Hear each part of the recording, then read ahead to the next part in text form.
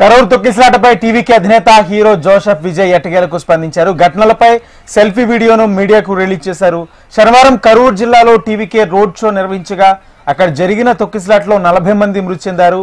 నాటి నుంచి సైలెంట్ గా ఉన్న విజయ్ తాజాగా ఒక వీడియోను విడుదల చేశారు.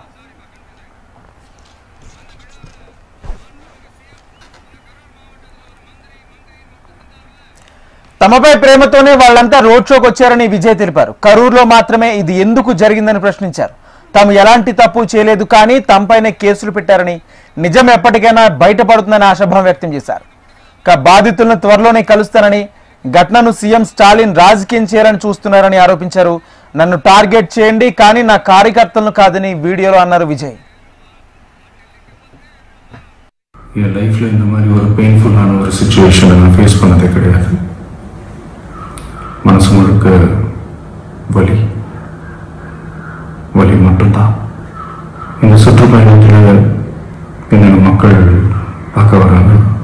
அதுக்கு ஒரே ஒரு காரணம் தான், அவங்க என் மேலே வச்சிருக்கிற அன்பும் பாசம். அந்த அன்புக்கும் பாசத்துக்கும் நான் எப்பவும் கடமைப்பட்டிருக்கிறேன். அதனால அந்த சுற்றுப்பயணத்தில் மற்ற எல்லா விஷயங்களையும் தாண்டி மக்களோட சேஃப்டி, அதில் எந்த காம்ப்ரமைஸும் பண்ணிடக்கூடாதுன்றதுக்காக தான் அது என் மனசில் ரொம்ப ஆழமாக இருக்கும் அந்த எண்ணம். அதனால தான் இந்த அரசியல் காரணங்கள் எல்லாத்தையும் தவிர்த்துட்டு ஒதுக்கி வச்சுட்டு மக்களோட சேஃப்டி மட்டும் மைண்டில் வச்சுக்கிட்டு அதுக்கான இடங்களை சூஸ் பண்ணுறது, அதுக்கான இடங்களை பார்த்து பர்மிஷன் கேட்கறது, போலீஸ் டிபார்ட்மெண்ட்டில் அதை ரிக்வெஸ்ட் பண்ணி கேட்போம். ஆனால் நடக்கக்கூடாதது நடந்துருச்சு. அந்த மனுஷன் தானே அந்த நேரத்தில் அத்தனை பேர் பாதிக்கப்பட்டு இருக்கும்போது எப்படி அந்த ஊரை விட்டுட்டு என்னால் கிளம்பி வர முடியும்? நான் திரும்ப போகணும்னு இருந்துச்சுன்னா அதை ஒரு காரணம் காட்டி அந்த வேறு சில பதட்டமான சுச்சுவேஷன்ஸ், வேறு சில அசம்பாவிதங்கள் அந்த மாதிரி எதுவும் நடந்துடக்கூடாதுன்றதுக்காக தான் நான் அவாய்ட் பண்ணேன். இந்த நேரத்தில் சொந்தங்களை இழந்து தவிக்கிற அத்தனை குடும்பங்களுக்கும் என்னுடைய ஆழ்ந்த இரங்கலை தெரிவிச்சுக்கிறேன். எனக்கு தெரியும், என்ன சொன்னாலும் இது இடையாகாதுன்னு எனக்கு தெரியும்.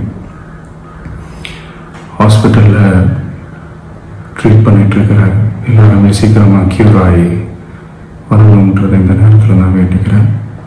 கூடிய சீக்கிரமே உங்கள் எல்லாரையும் நான் சந்திக்கிறேன். இந்த நேரத்தில் எங்களுடைய வழிகளை, எங்களுடைய நிலைமையை புரிஞ்சுக்கிட்டு எங்களுக்காக பேசின அரசியல் கட்சிகளை சார்ந்த நண்பர்கள், தலைவர்கள் அனைவருக்கும் என்னுடைய நன்றியை தெரிவிச்சுக்கிறேன். கிட்டத்தட்ட ஒரு 5 மாவட்டத்துக்கு பிரச்சாரத்துக்கு போனோம். இந்த மாதிரி எதுவுமே நடக்கல. ஆனால் கரூரில் மட்டும் ஏன் எப்படி நடக்குது, எப்படி நடக்குது? மக்களுக்கு எல்லா உண்மையும் தெரியும். மக்கள் எல்லாத்தையும் பார்த்துக்கிட்டு இருக்கிறாங்க. கரூரை சேர்ந்த அந்த மக்கள் அந்த உண்மையெல்லாம் வெளியில் சொல்லும்போது எனக்கு கடவுள் நேரில் வந்து இறங்கி அந்த உண்மைகள்லாம் சொல்கிற மாதிரி எனக்கு தோணுச்சு. சீக்கிரமே எல்லா உண்மைகளும் வெளியில் வரும்.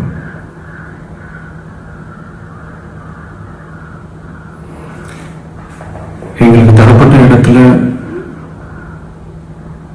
நாங்கள் போய் அந்த ஸ்பாட்டில் நின்று நாங்கள் பேசிட்டு வந்தோம். அதை தாண்டி எந்த தவறும் எங்கள் சைடில் நாங்கள் எதுவுமே செய்யலை. பட் இருந்தாலும் எங்கள் கட்சியை சேர்ந்த நிர்வாகிகள், தோழர்கள் மேலே எஃப்ஐஆர், அது மட்டும் இல்லை சோஷியல் மீடியாவை சேர்ந்த நண்பர்கள், தோழர்கள் அவங்க மேலே எஃப்ஐஆர்லாம் போட்டு இப்போ பிடிச்சிக்கிட்டு இருக்கிறாங்க.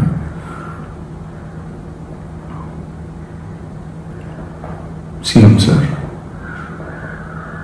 உங்களுக்கு ஏதாவது இந்த பழி வாங்கணும் அப்படின்ற எண்ணம் ஏதாவது இருந்துச்சுன்னா என்ன வேணாலும் பண்ணுங்க. அவங்க மேலே கை வைக்காதீங்க. நான் ஒன்று வீட்டில் இருப்பேன், இல்லை நான் ஆஃபீஸில் இருப்பேன். என்ன வேணாலும் செய்யுங்க. நண்பர்களே, தோழர்களே,